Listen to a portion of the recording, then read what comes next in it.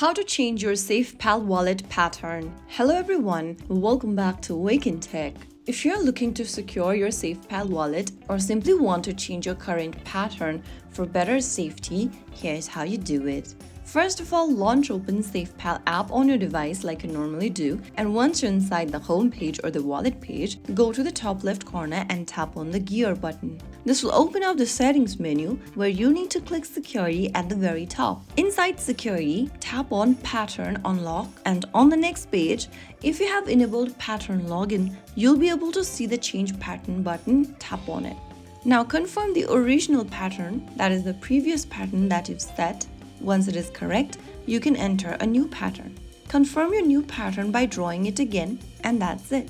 Your pattern is now changed.